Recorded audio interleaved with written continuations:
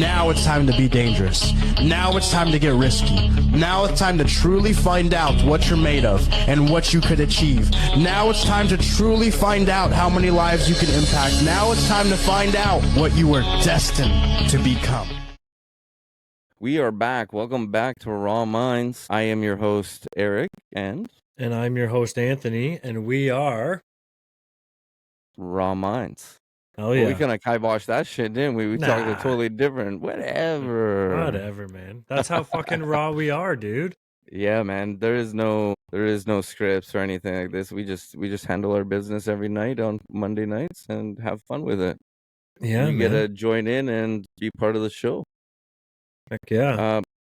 So we have had a crazy 2 episodes, I would have to say. Yes. Crazy. I would agree.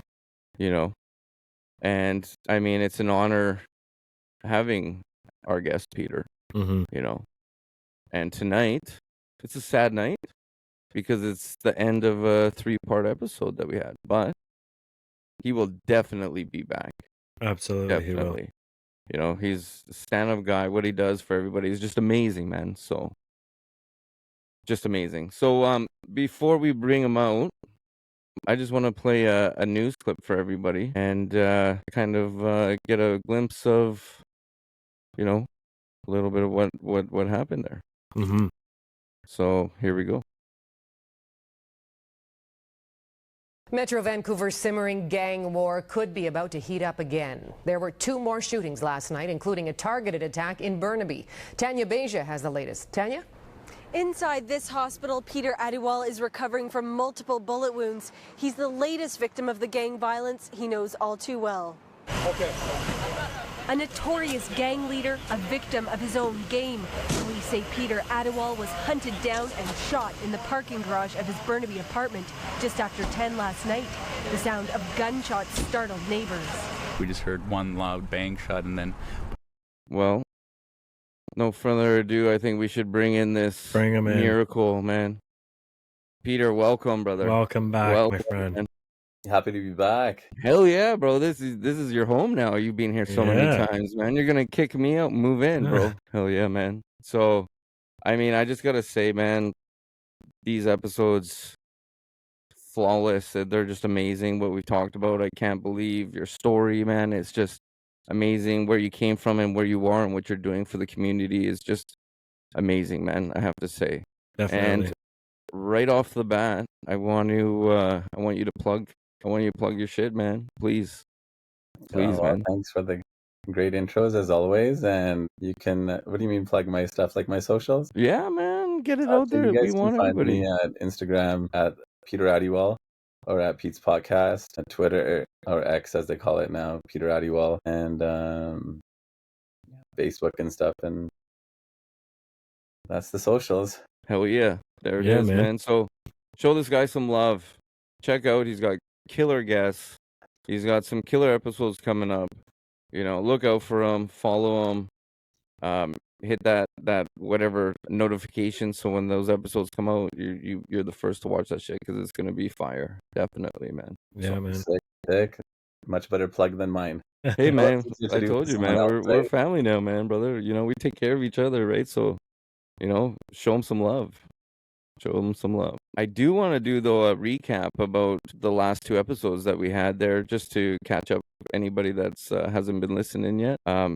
You know, I think it's the right thing to do. So if you haven't listened to the other 2 episodes, what the hell are you doing listening to this one, man? Go back and listen to the other one, other 2 first, right? So, but yeah, like, is there anything you want to touch on first, but like from the back episodes, or do you want me to just take the bull by the horns?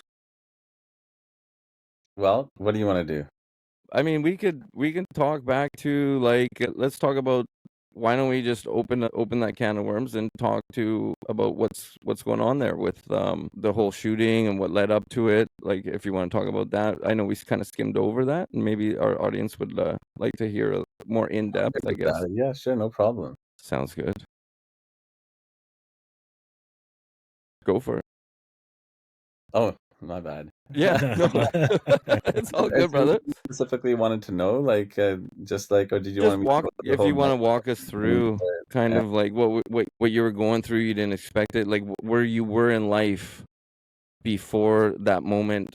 You know, like where you were, and like because you said I'll say because we talked on the last episode that you were changing your life, right? You were trying to move your way out of that shit. Yeah, it was. So my whole like ideology had changed and my mindset and the way I moved wasn't too different, but I wasn't taking high risks. Like last time we were talking about packing a gun or having guys around you that are all strapped up and stuff. Yeah. I was trying to avoid going to prison over and over just so I could be around to protect my friends in other ways and also be there for my their friends and family. Whoa, what the heck is going on here? Hi, Uncle. We Hello? have a guest that just came in. Surprise. Hello, what the heck? Hi, this is weird. There we go. That was very strange how that person came in. Is that your uncle or one of your nephews, I guess? Hi. That was crazy. Yeah, I you guess. sent the Riverside link out. Yeah. Well, yeah, we yeah. just had someone just come in and Nieces or nephews, yeah. it's funny. Hey, shout out to Ethan. There we go. Shout out to Ethan, man. Appreciate you for 50 seconds of fame, watching. man. Yeah. Yeah. Everyone's gonna be jumping in today. Yeah. Well, I mean, we are raw minds. Here you go. Like this is it, man. What you see is what you get. We don't edit anything. That's gonna be in it. Podcast, so buckle up, everyone. Yeah, buddy. Road. Hell yeah. Anyway, sorry, that was interesting. Yeah. Go on. Gotta love that. That's funny. That's awesome. Everything, man. That's how we roll. Yeah. So like I was saying, like from the previous episode, just to touch on a bit more, I was surrendering myself to what we would call like a higher power, a God or spirituality, and just believing that, like we do nowadays with manifesting and all that kind of stuff, that if I walk a different path, then I'll have a different outcome. So I was moving like that. I actually had a great afternoon.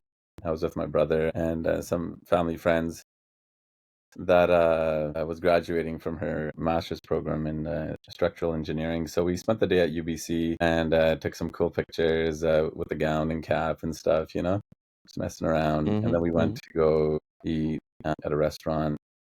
And on my way home, I was thinking this is going to be an awesome summer. Like everything's falling into place. The businesses, I had like three main companies and then another company that I was working on, and life was good. Yeah. I was happy where I was, like there's little things that like you're always working on with interrelationships with your family and whatnot, but overall life was good. You're free, you're out of jail and you're doing good.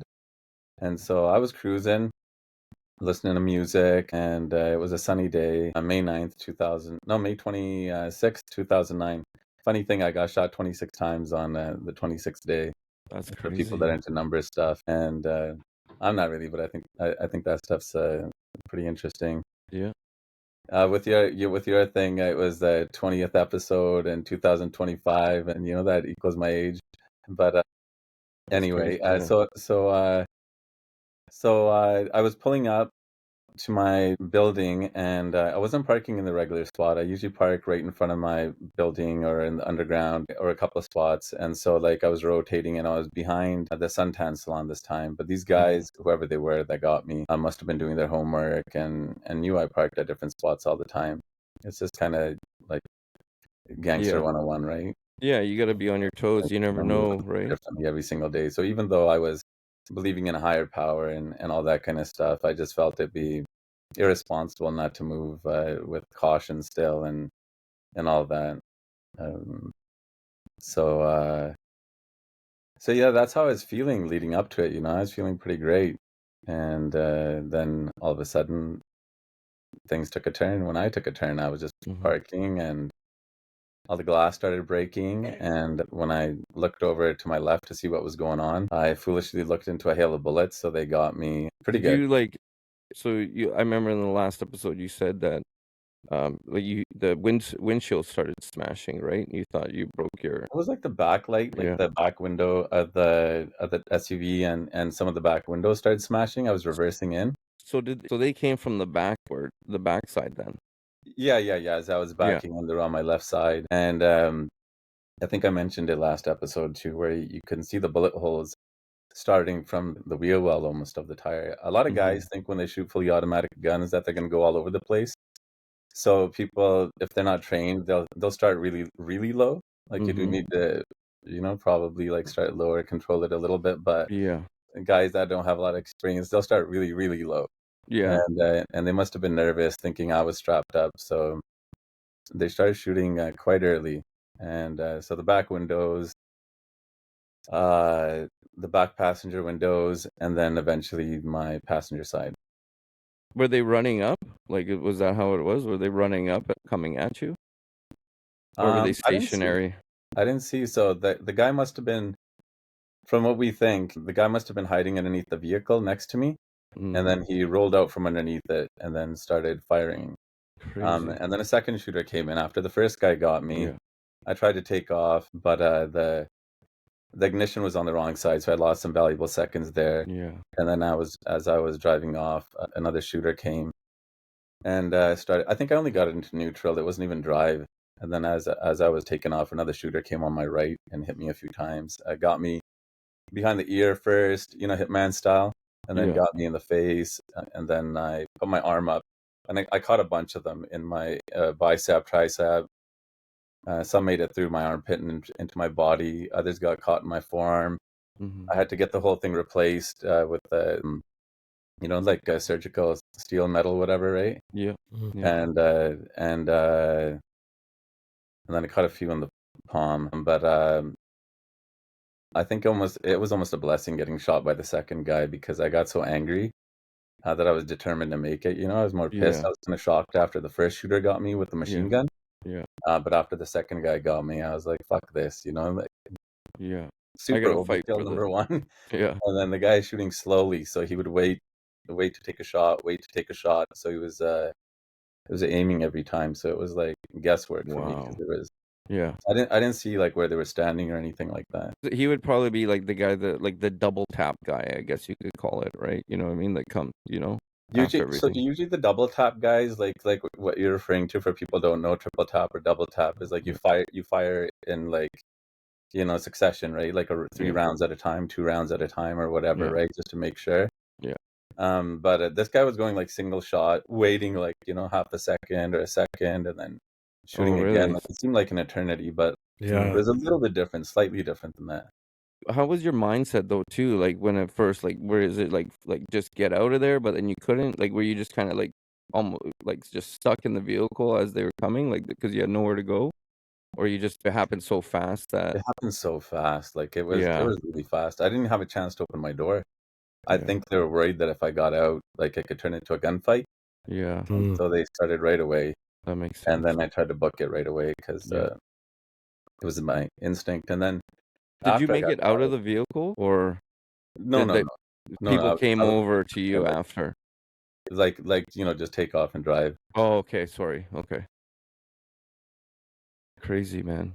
Yeah, man. It was nuts, but now, like after all of that, though, and where you are now and what you've done for the community is amazing, bro. And I said this on the first episode, and I said it on the second. I think you know what's gonna come.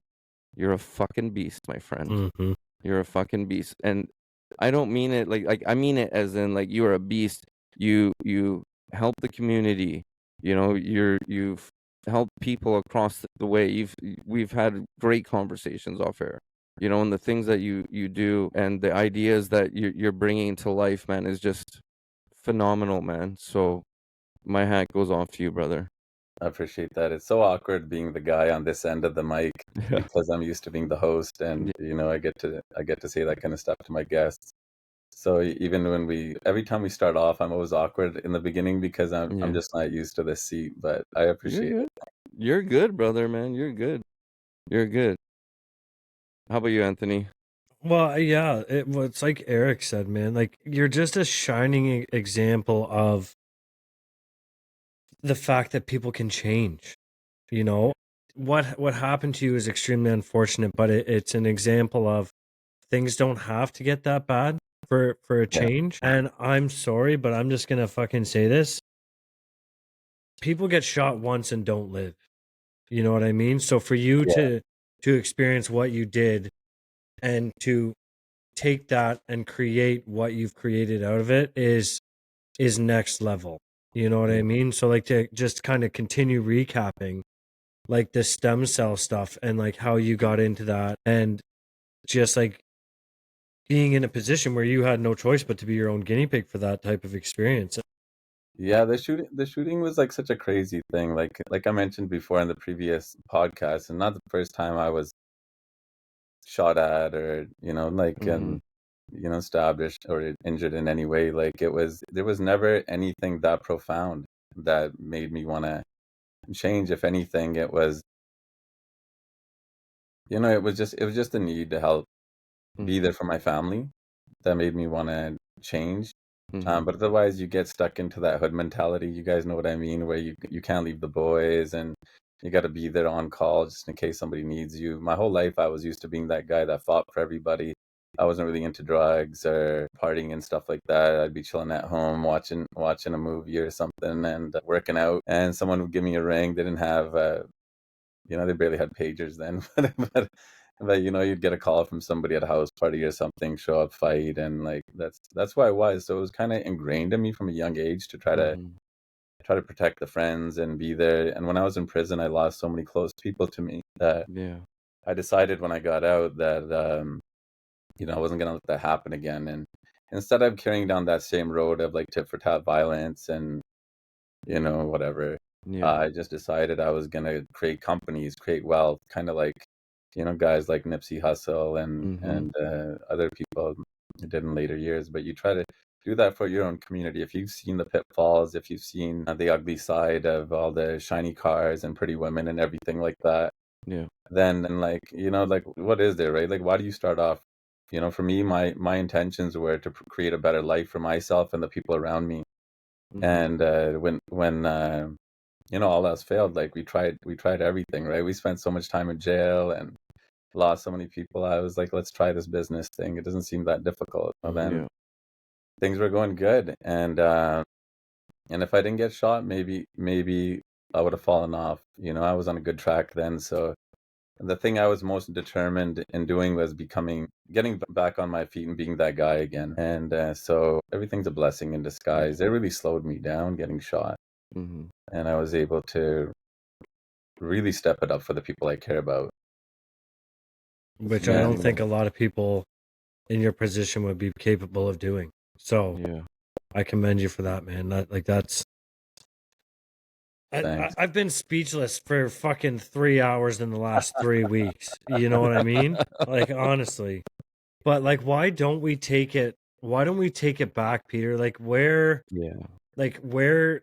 what was your childhood like? Like, how did this all kind of shape you into getting into that type of lifestyle? Is it like a lot of childhood trauma that kind of stemmed into this like survival type lifestyle, or what was it? How do you want to kind of get into that?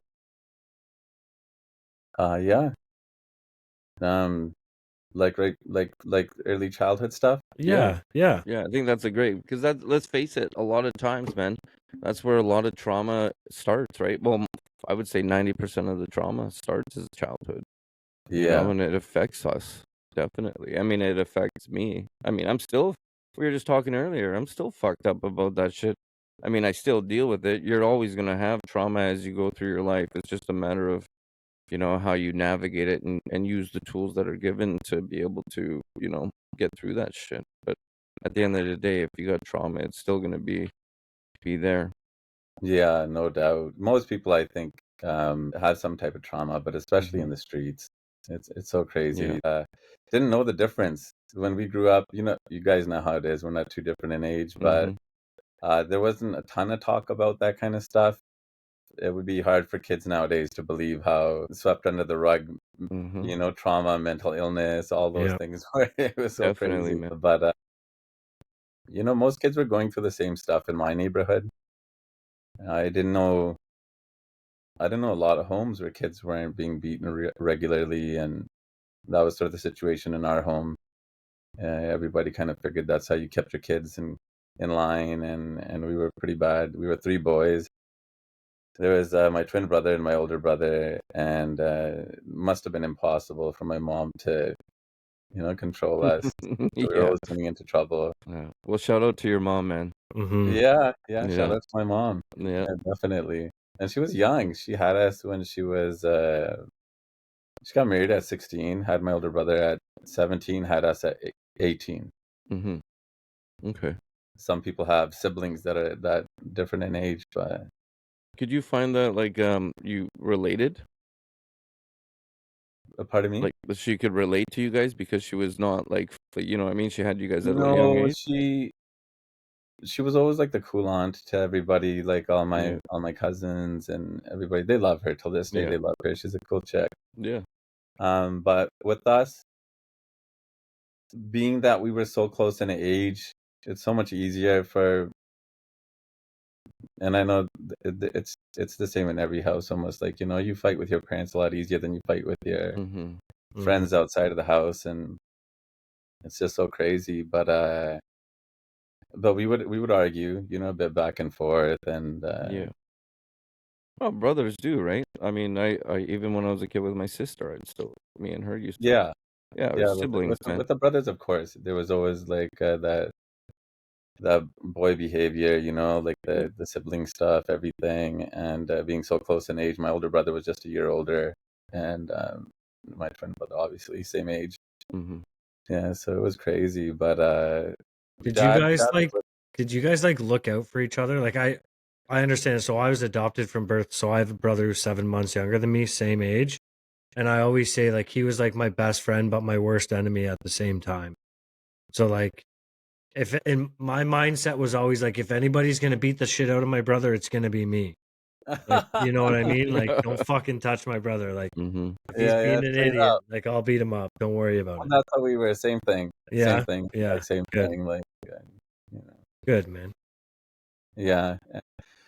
It was the trauma, I guess, would be the physical abuse, like with the head trauma and like all the hits, all the time, every day. And then as kids, we would fall off of things, and Mm-hmm.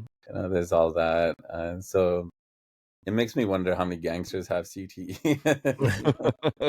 And we did experience like little things, like not a lot of racism Okay. growing up. I can honestly say the people said racist shit to each other here and there, when you're little Yeah. kids and you're fighting or whatever, but no one was really racist.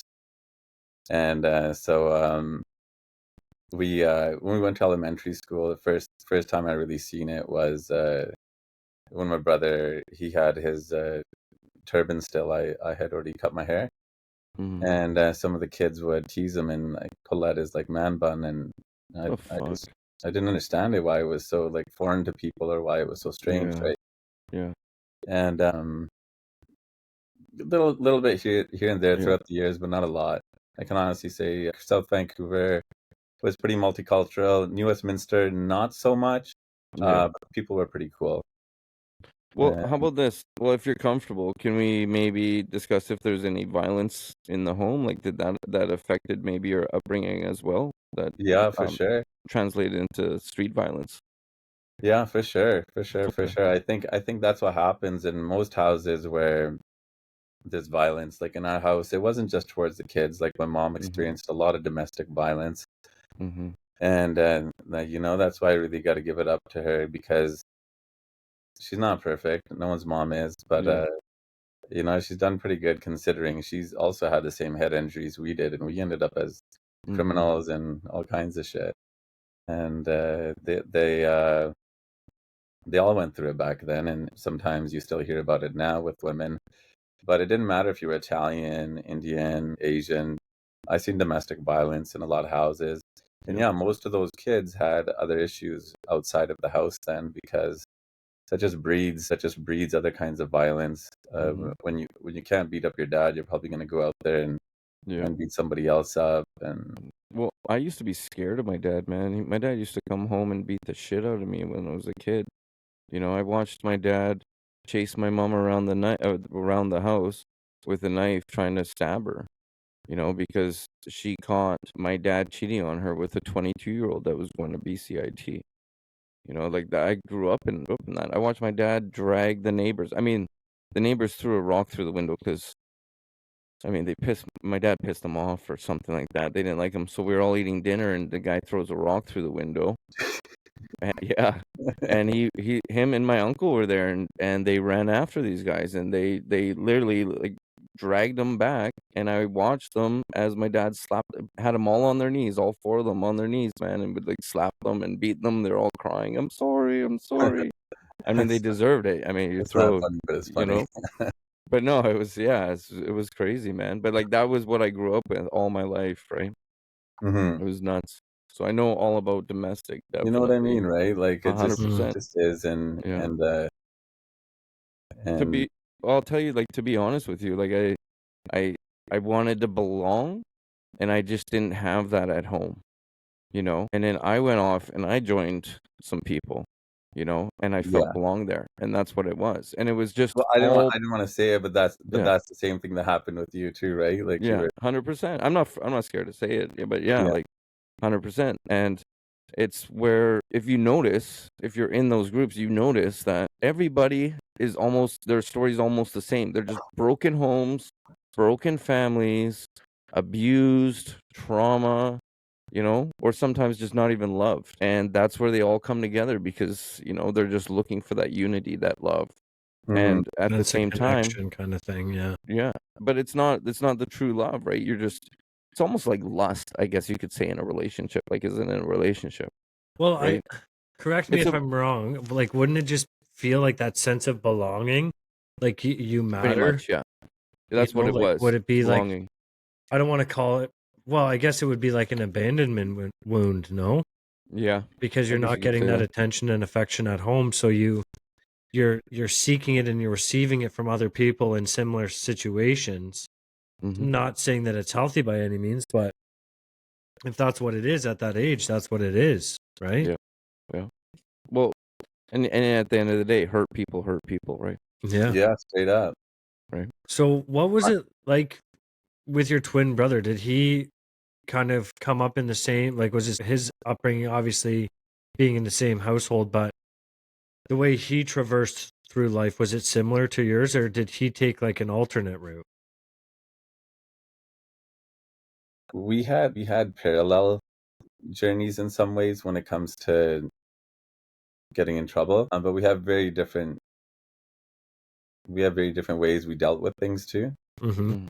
It's so funny that you know, you mentioned that because being a twin, you kind of have this mirror all the time where you can see ahead of time if you think something's a good look or not, and you might not want to do it because you've already seen the other one doing it, right? So Yeah, touche. whether it was anger or whether it was drugs or something or whatever it is, I found that we always had like a bit of a like a different balance with things. Like if one was doing one thing, the other one wasn't, and if one was, the other wasn't. But then at times we were both doing the exact same thing. So it's Can different. But I overall, we're even though we're twins, we're still like very different in the way Mhm. we, you know, just live our lives just overall. And that started from a really, really young age. Even though we were twins, we were more just like brothers aside from like the physical appearance, but then just like brothers, I guess. And other twins, we have some things that are really, really similar, like Mhm. really unique and from another, like, you know, sibling. Mm-hmm. Mhm. Yeah, but we deal with things quite differently. And just to just finish up with the domestic violence stuff, my dad only knew that stuff because his dad was teaching Yeah. him that. Yes. And you know, Yeah. his dad probably taught him the same Yeah. thing. And I've even seen my grandfather beat my mom and you know, show my dad how to beat a woman. Mhm. And that was just with the butt end of a shotgun and different ways where, you know, you never should hit anybody, let alone a woman, a Yeah. tiny woman. You've seen Mhm. my mom, Eric. She's Yeah. tiny. She's beautiful, wonderful Yeah, lady. she's a Wonderful lady. nice woman. But that's all he knew. And then one day, my mom's brother came over and had a talk with my dad, and a very aggressive talk with my grandfather. And the day after that, my dad had moved my grandfather out and was a new man. Mm. And aside from the occasional slap to the kids, you know, Yeah, yeah, Yeah. yeah. The he good was old days. he was good with my mom after that. Yeah. Yeah. Yeah, the one thing I always say about that, because there's a lot of stuff that I worked through in recovery, very similar to that, towards like resentments towards parents and stuff. And the best way I found to approach it is exactly how you said it. Like they did the best that they could with what they had and all they had back then, because they didn't have access to information like we do now with the internet and stuff, Mhm. right? So the only information that they would have had would have been their own experiences with their parents. So what was They didn't even know. acceptable to Yeah. them is what they used. And don't get me wrong, I was the same way. Like I got my ass smacked when I was a kid, but there was things Oh, that I yeah. learned from my parents, and there was also things that I took from my parents that I would never carry on to my children. You know what I Yeah. mean? Exactly. Yeah. Yeah. And I can't even honestly say like, and this is gonna sound really bad, but that the beatings were all bad, you know, like they toughen you up too, and you Oh learn yeah. Yeah. Yeah. you learn to cope with things. That it could go either way, right? You have kids Yeah.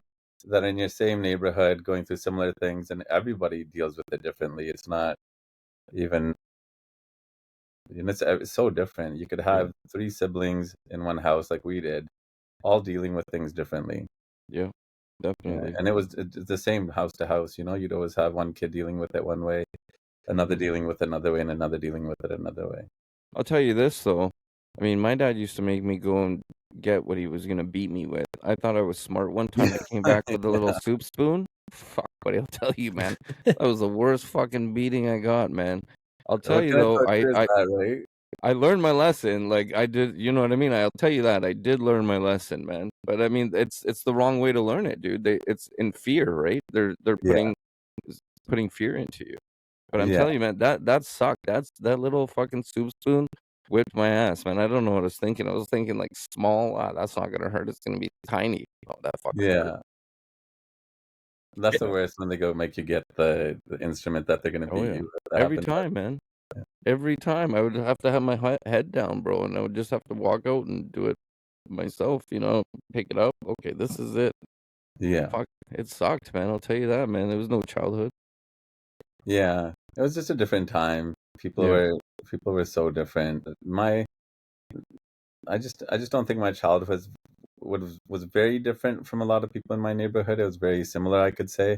Mm-hmm. And high school, I can't even tell you a lot about because there was some bullying going on and the whole exploration into like, you know, the criminal life and that whole subculture kicked in. And Yeah. so I ended up going to school way late again.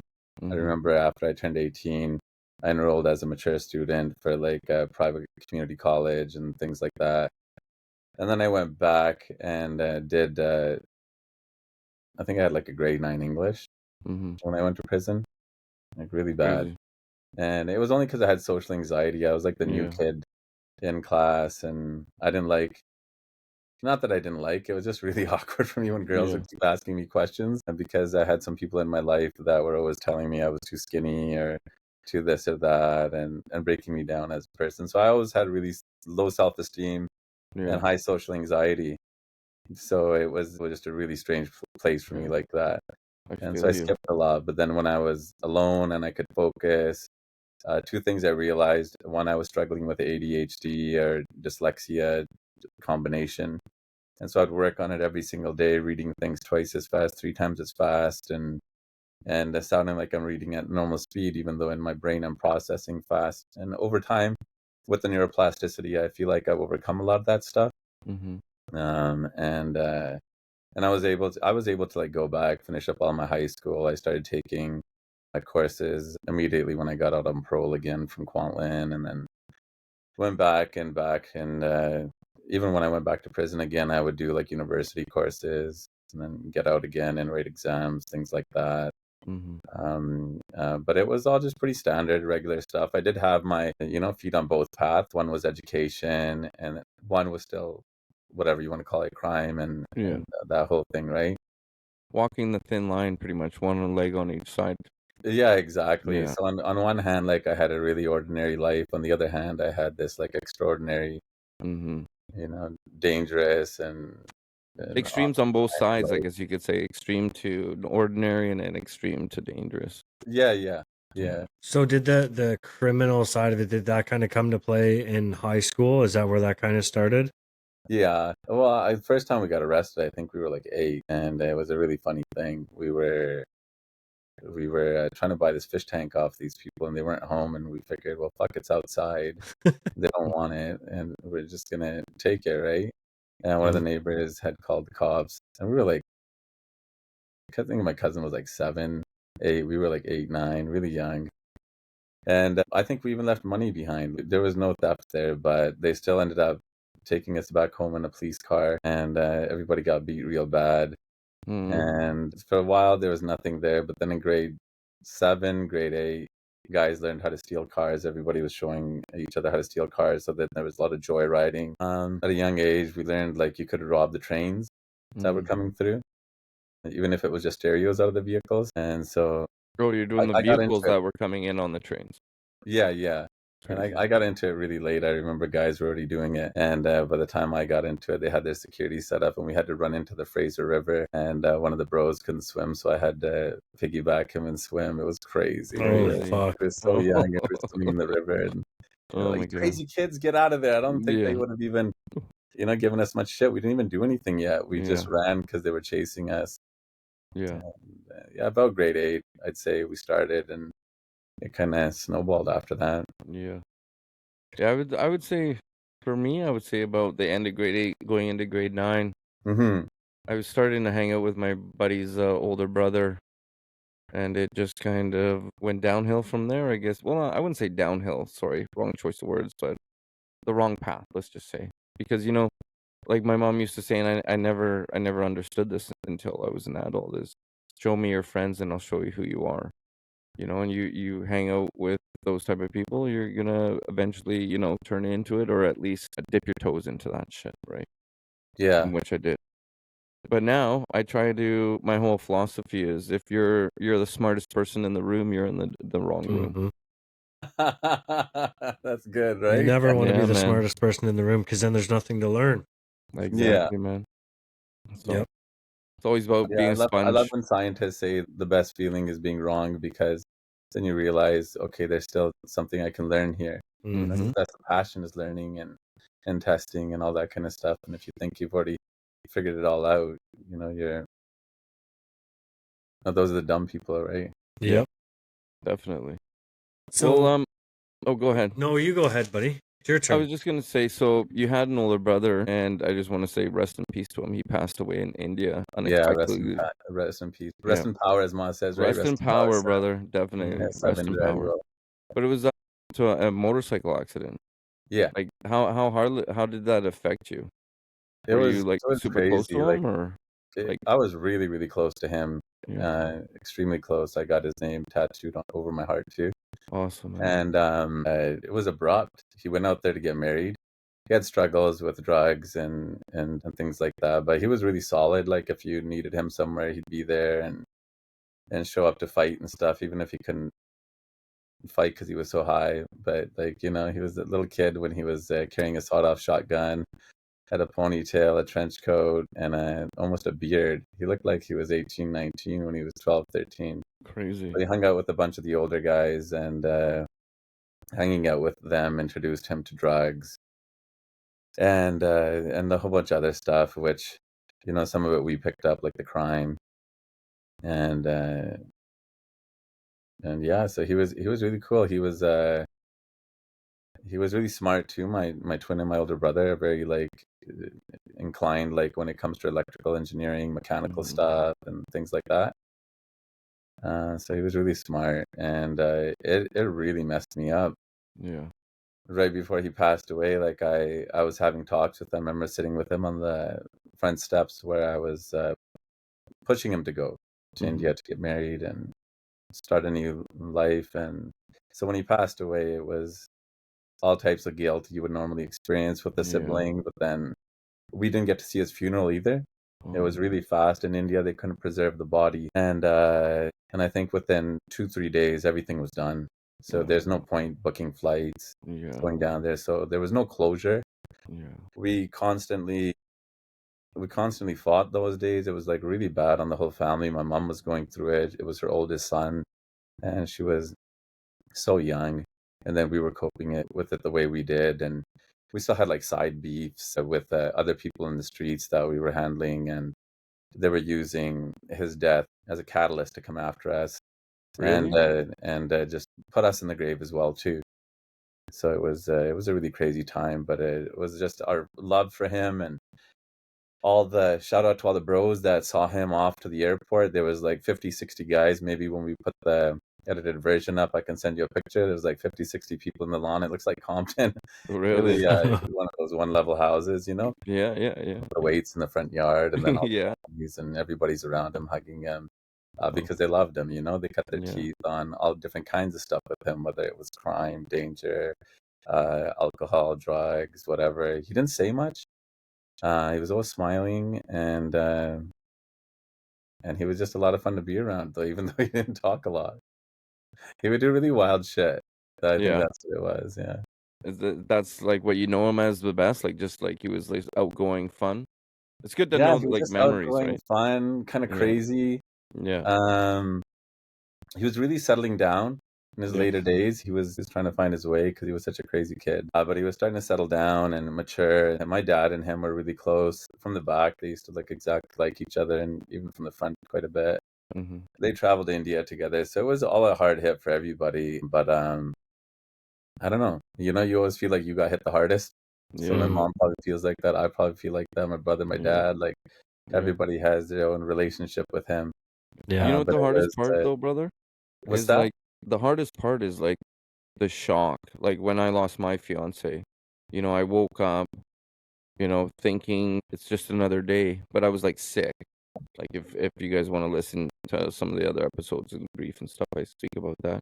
Everyone should check it out. That was a hard Yeah. time. I know personally what you went through, and Yeah. I can't imagine getting that phone call and Yeah. showing up and seeing somebody in that shape, and Yeah.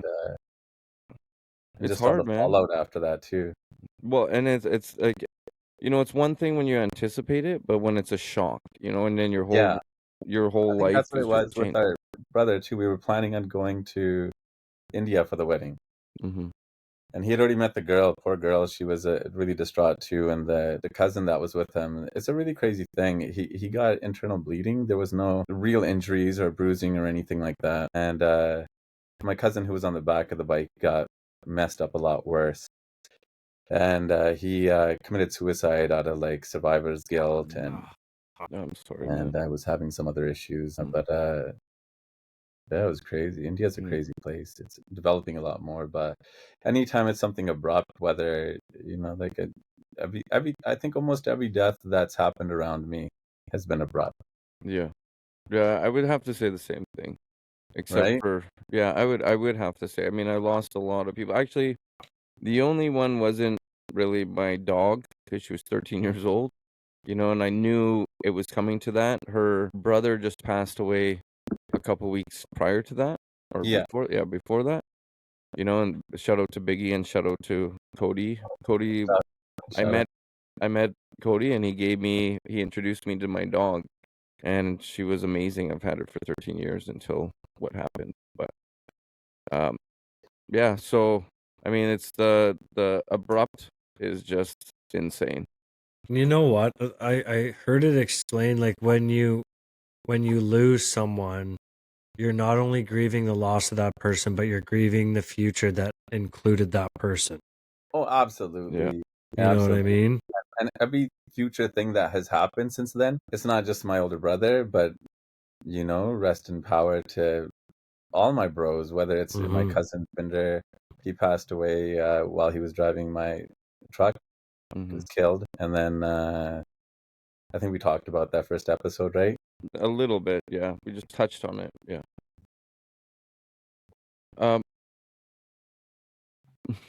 Love it. My bad. No, You're you're good. good, man. It's okay. So and then like whether it's like like any of the homies, Paul DeSange, Eamon Perwall, um, Robbie, like like any one of these guys, like every single time something happens, I'll be like, "Hey Phil, blah blah blah," or I'll be like, "Hey Sat, like we did it, we did this and that." Like, and as I hit any kind of milestone, I would just talk to all the bros, and that includes all the little guys like Vic and Tej and some of the guys that didn't pass away from violence. These were the younger bros that used to hang out with us. One guy had an aneurysm, to Jinder Dillon. Oh no! And he's in those pictures with my older brother. And the other guy got killed in a car accident with his girlfriend, Vic Dosanjh. And Eric, I think you probably know his older brothers and cousins, Paul, Mike, Jim, Ron, all those guys. Yeah, I do. Dosanjh stuff. Yeah. Yeah, it's unfortunate. Well, I kind of actually want to. I might be jumping ahead of here, but I kind of want to just while I'm on the friends and all that stuff. We just gave away my cousin, not my cousin, but Damien's cousin Paul. Yeah. We a bunch of the bros got together, Merrick, Dre, Ariel, everybody, just a whole bunch of homies, UG, and we pitched in and got his car, because the whole thing about like your homies still being around, your brothers, your sisters, your parents, your pet, whoever it is in spirit, that we felt like this car is going to go to somebody else. We wanted him to have it so that he feels like his passenger is always his cousin, right? Yeah. And so that's awesome, man. Stuff like that. That is awesome. Paul, rest in power, and to Damien, free Damien. Yeah. Paul, rest in power. Then free Damien. Shut up. I just want to fast forward a little bit here to your incarceration. I guess it started getting trouble. I would say what, in your mid? Would you say like you were really getting into trouble in your like mid-teens? We were starting to go to court at 12, 13. Yeah. Okay. Yeah, probation the whole time. How about when you got? I was on probation until I got shot. Well, I know you were on probation when you got. I was serving a conditional sentence in the community. That's how the hitman knew my schedule, because the Kim Bolin had put it in the newspapers and told them what time I was going to be coming home, like all my conditions, And so.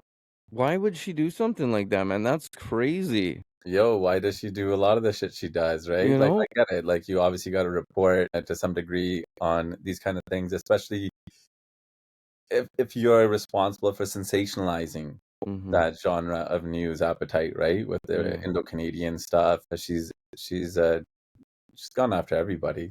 Well, I'm just saying though, like, why would someone, like, obviously, there's issues and there's problems and stuff happening in the community, obviously going back and forth.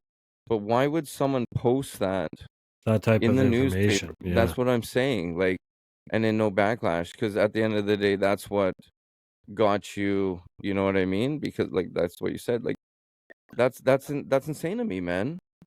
Let me tell you, bro. Like I'll email you this paper I wrote one time from prison. I called it Media and Mislabeling, and it was at a time where I noticed when it was something.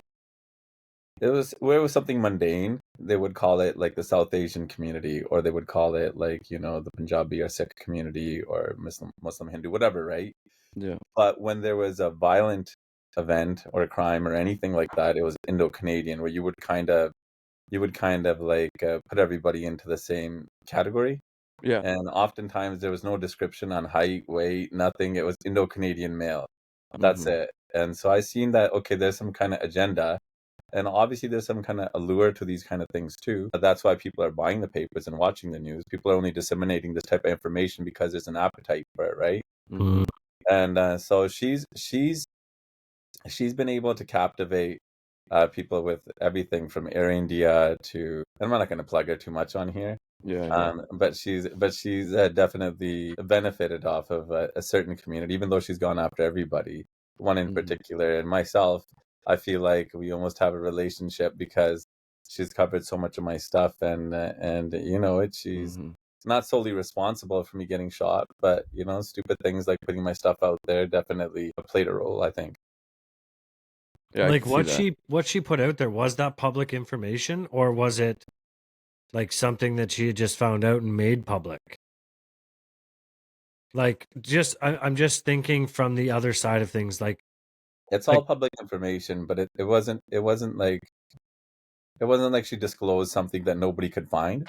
yeah, she just It made it a lot easier for people to made it a figure. lot easier. Yeah, And a lot of these guys are knuckleheads, Yeah. right? yeah, Even though, you know, some of the guys I know have really heavy contacts in government, police, RCMP, whatever, right? Yeah, we don't have to get. They do. Sometimes it's just kind of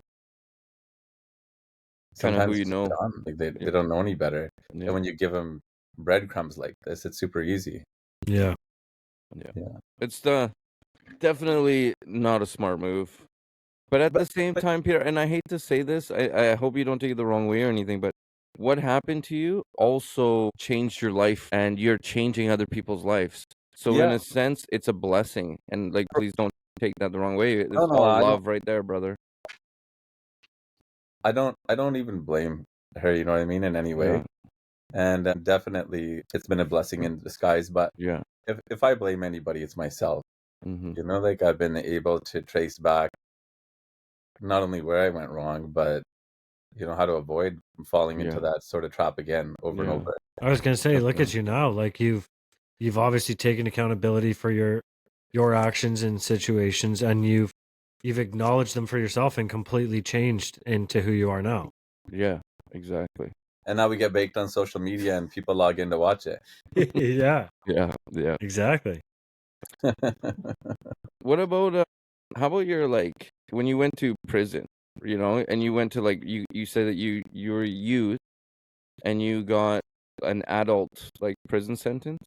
What was Like, the first thing that you went to jail for, or is that too much to ask? No. Like I said, it's all public stuff. Okay. There's nothing I'm going to talk about that isn't. But I don't know, man. I think the first time I went to jail was with my twin brother. the one you talked about earlier. Like when you were saying when you were like 8, or no, before that you were in your teens. Yeah. No, your yeah. teens. Sorry, This I don't was know. different. We got arrested for like some auto stuff, like breaking and entering and shit like that. Yeah. And then after that, the major one was like in 1998. I avoided juvie quite a bit. I used to think I was pretty smart until I landed in adult jail over and over and over. I definitely questioned that intelligence, but probably for kidnapping, I think in 1998, and I got acquitted of that. Well, yeah, go ahead, Anthony. I can see. Well, like, how was your experience going to prison, especially with your social anxiety?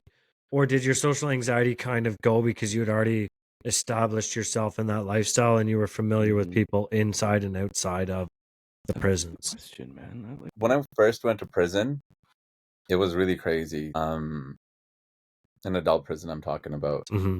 And it was just a remand center called Vancouver Pretrial. But if you can imagine how bad Hastings and Maine is, and then imagine a fucking apartment complex where these people just come and go all day.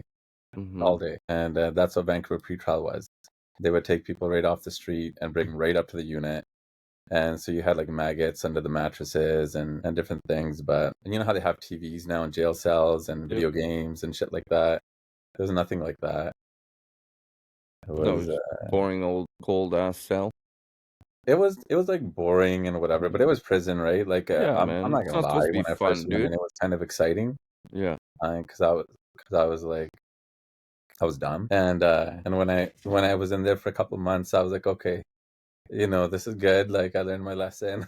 yeah, I'm ready to go home now, right? Yeah.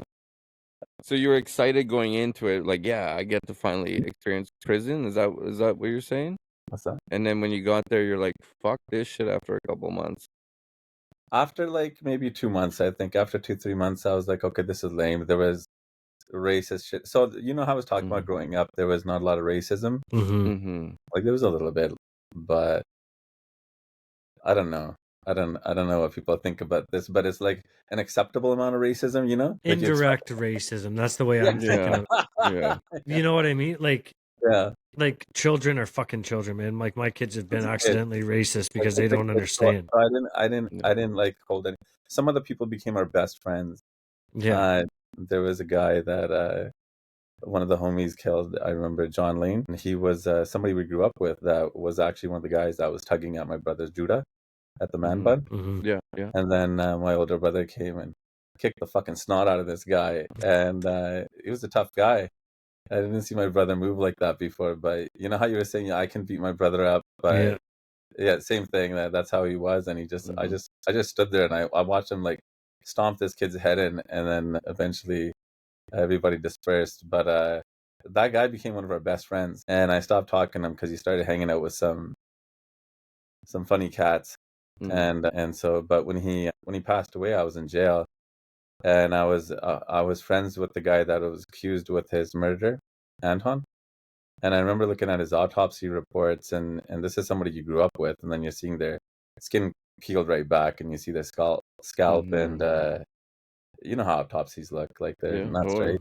Yeah. And I was like, wow, like this, it just reassures you that, you know, like there's only one end to these kind of lifestyles. It's either like in a prison or like death. And for me, it was just played out. You know, that's why I was. That's Well, why I you're was. that 1%, man, or 1.1%. You know what I mean? Let's face it, dude. You Yeah. know, through all of that, like you're a like miracle, bro. Like we said again, you're a fucking beast, and what you do, man, with everything and paying it forward and making ripple effects and changing people's lives, and the lives that you're changing, they're gonna go and change another life, and it spreads, man.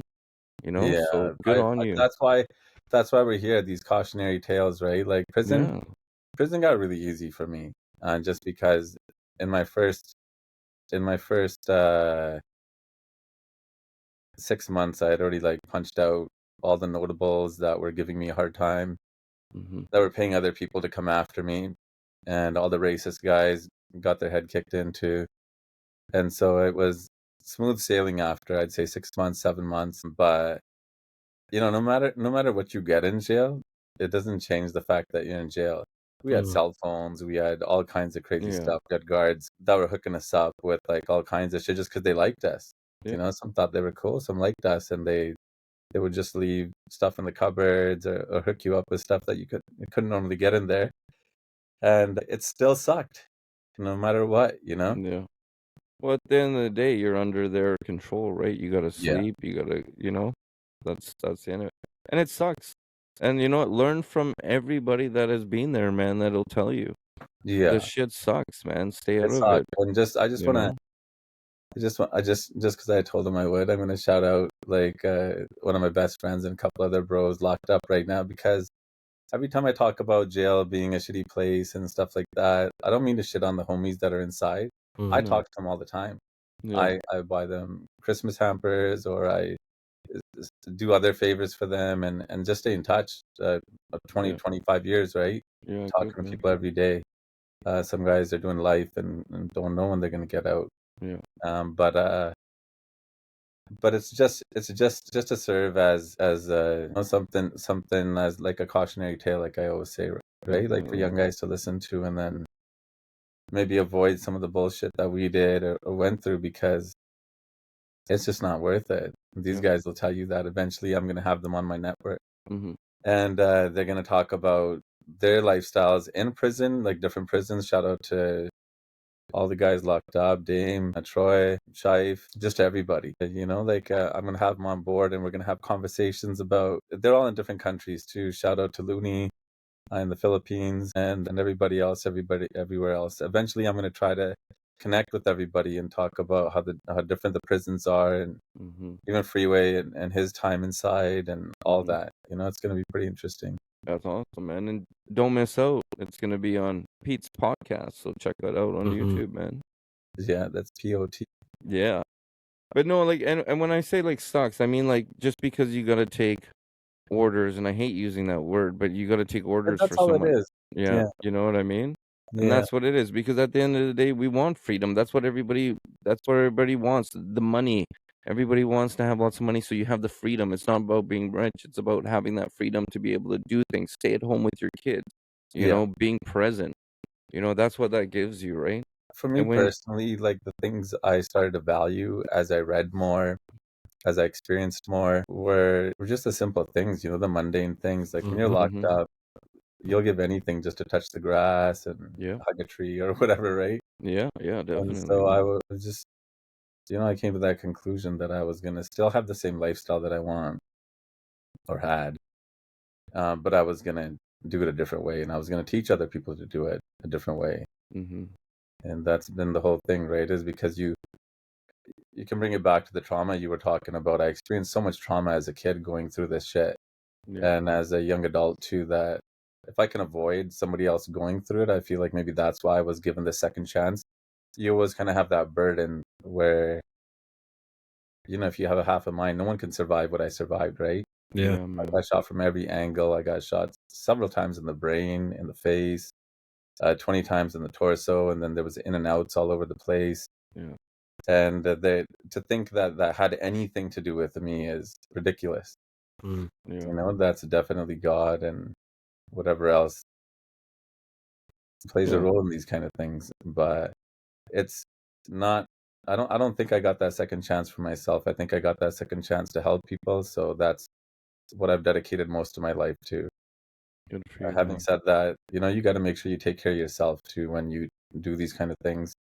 A lot of people I know are huge hearts, and they like to help everybody. Shout out to Ma, shout out to everybody else that I've been talking to about that kind of thing, because they help so many people, but they forget to help themselves.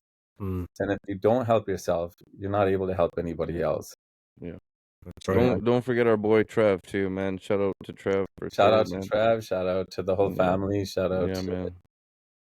everybody that's in between there that knows us. Shout out to Bao Ding, Julian, Gus. I told you guys I would shout you out. So here it is. And Bao Ding is a movement of just like-minded individuals who break barriers and stay on top of the game. And these guys have always included us in that group. And they're childhood friends of my brother, and they've gotten to know our whole family. Really leveling up, man. That's what it's about. And so I wanted to just give them a shout out, and shout out to AmFab and everybody else there. Let's see, while I'm on shout outs, is there anybody else? You don't want to forget anybody, definitely. It'll come to me. No worries. Just start fire names when they pop up. Yeah. They're just gonna be random. Yeah. Like squirrel.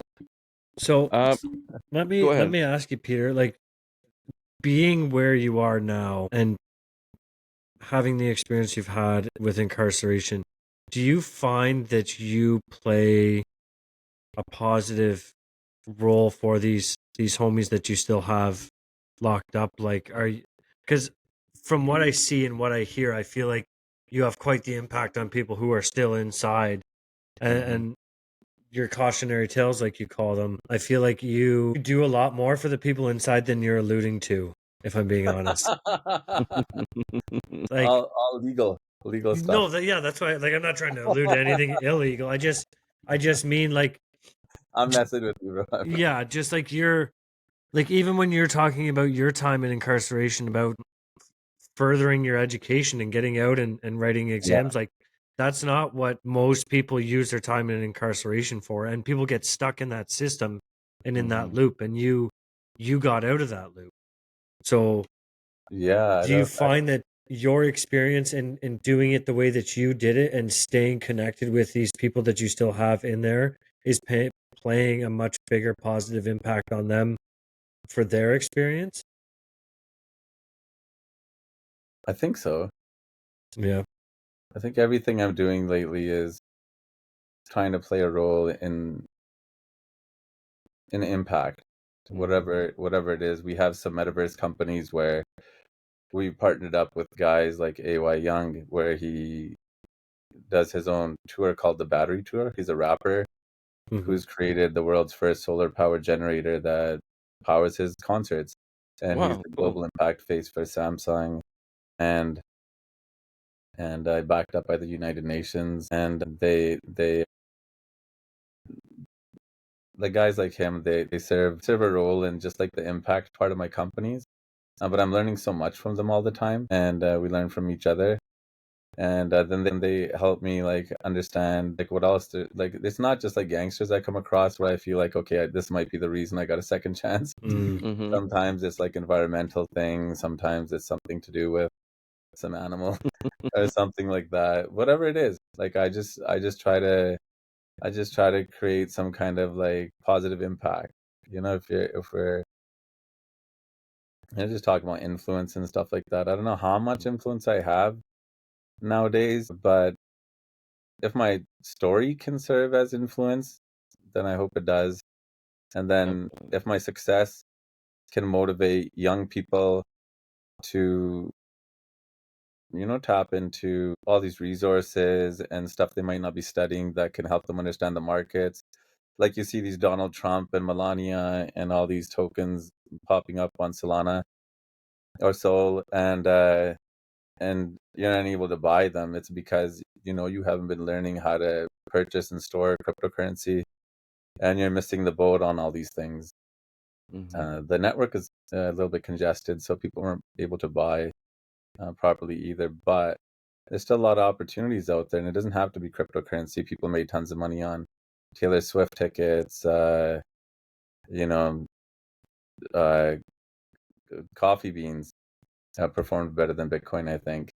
There's tons of stuff out there, so don't feel bad if you miss out on anything. Just educate yourself. There's a lot of opportunities to make money, and you don't have to gamble and just shoot $100 or $1,000 into some meme crypto because everybody's talking about it. By the time you get in there, it's probably going to correct already, and you're going to end up losing money, which usually happens. Just take your time, learn about things, and you'll be able to execute deals or other parts of your life, whether it's your health or anything like that. Just educate yourself. I think one of the last things I said on part 2 was it's not that difficult to take care of yourself, right?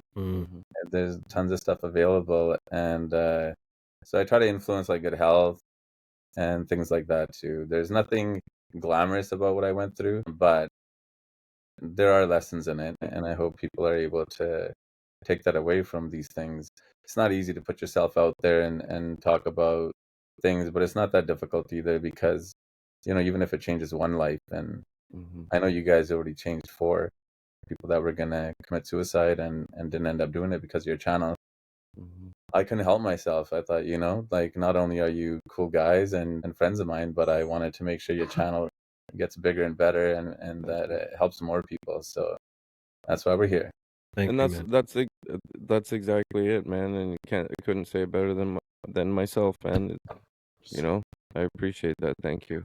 What I will say though, on top of what you just said there about influence, Peter, I think what plays a big part in your influence also is your energy, your aura, the way you carry yourself, especially after the events aside, man. Like just man to man, like you are a genuine fucking human being, and like you've told 100%. Me before on other episodes, like it's nothing but love, and I've felt nothing but love from you since we've all met and began this journey together. There's a lot more influence just in you as a person in general. Like those, to me, like those experiences don't define you as a human being. They are obviously a part of you, but for me, they don't define you to me as a human being. Like you are who you are, and that's what fucking gravitated me towards you. Wasn't the fact that you got shot 26 times. Don't get me wrong, that's a powerful story, but like, man, like just the energy you carry every conversation that we've had, like that's a big fucking part of it for me, man. Yeah, I would say that's like 90%, man. Yeah, definitely. Honestly, the way you carry yourself, definitely. What just it shows that you're fucking you're straight from the heart, man. Dope. I can't even focus because I keep getting embarrassed because of how kind you guys are.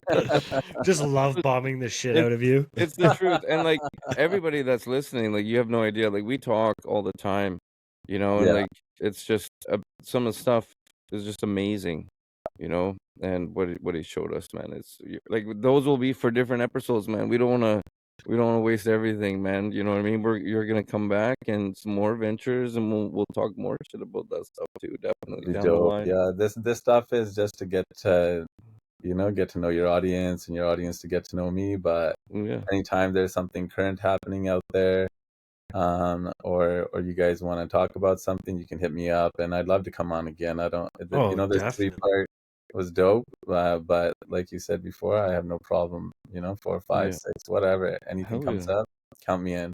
Bro, you don't even have to ask, just let us know. Just tell us. Well, next thing is getting you out here, and then we'll record you guys as guests on my podcast. Definitely. Yeah, hell yeah. You know what? And this will work perfect. Way less awkward on that side. Well, it'll work perfect because I'm moving in a couple days here. Or, well, not a couple days, a couple weeks. Yeah, a couple weeks. So it'll be perfect. Well, it works out perfect this month. Because I know we were talking maybe March, but fuck it. We got to get this thing happening. Anthony's got to come. I mean, me and him have never met before, man. We talk every day. We video. You know what I mean? But he is my brother, man. And I wouldn't do this with anybody else. Yeah, I appreciate you. I started with Joey. He was dope from the beginning, but still, it's amazing, man. So I'm dope. happy to be here, and with you, Peter, too, man. What we've grown on the side too, like behind. You're a solid dude, and we at Raw Minds will help any way we can to definitely help you out as you've helped us out. So we appreciate you, man. Yeah, no, I hope women check this channel out too, because you guys were mentioning how, it's a channel for both people. We do cover a lot of men's mental health stuff, but you guys do women's mental health too, right? Like, definitely both people. Yeah, we're not gonna push anybody away, but like our platform definitely is like based on men's mental health. But who the fuck would we be?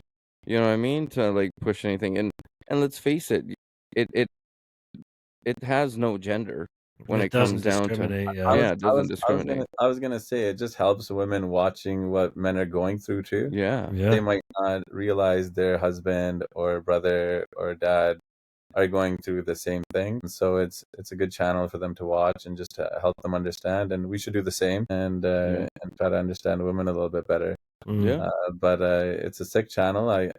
I'm super pumped, man, to come on again, and shout out to everybody checking out the channel today. I know a lot of people have been joining in and following you from my end, so I really appreciate that, guys. That means a lot to me. Thanks for supporting these guys, because we're gonna ride with them till the end. Oh yeah, man, and we appreciate that too. We appreciate all the new followers. We appreciate all the people, all the support. Right? You want to hit the? You might as well plug us there, Anthony. Yeah. Definitely give us a follow. We're really going for YouTube right now. That's our big one. We're pretty good on TikTok, but I mean, we'll take a follow anywhere we can get it. But if you want to look us up, it's Raw Minds Podcast on any social media platform. Also, if you're interested in being a guest on the show and getting to have some conversations with Eric and I, hit us up on rawmindspodcast@gmail.com. Or you can hit us up. That. Yeah, you can hit us up on our website that we have at rawminds.ca. That's live now as well. And if you're struggling, don't hesitate to reach out. You don't even have to. I mean, your email's going to show up, but we don't have to acknowledge your name. We can keep it private and personal. We won't share anything publicly if you're not comfortable. We're here to help just as much as we are to listen. If you have anything that you're struggling with, don't hesitate to reach out. That's why we're here. Your story matters just as much as anybody else's. So if you feel the need to come on and share, we are here to listen. We are here to share it. We are here to give you the microphone to do so. You get to share the screen with amazing people like Eric and myself and Peter as well. Like, it's a really cool place to be, and it's really cool getting to have genuine conversations with you guys as well. So there's my plug. I just I gotta add to that. On our website, we have a resources tab. If you're struggling, hit over there. We have counselors that all over the world. You just gotta put in your address and stuff like that, or your postal code, and it'll find the closest counselor to you guys. We also have all suicide. I know I can't say that on here, but I don't care. Just did. Phone numbers, everything that you need on our resource. So check it out. And like Anthony said, if you're struggling or you just need someone to talk to, hit us up, man. You need someone to just hold space. You need a vent. We'll just sit there, listen, man. We're here to help. We truly are. So Thank you. Right on. And Peter, you want to plug yours one more time, brother? You're Sure, you guys. So sure, we could plug it one more time, I guess. yeah, man. So if you guys want to follow me, you guys can do it on Instagram at Peter Adiwal or at Pete's Podcast. That's POTCAST. And on Facebook, Peter Adiwal, and then Your Insta. Twitter, X, whatever, Peter Adiwal. And I think that's it. We got a couple record label Instagrams.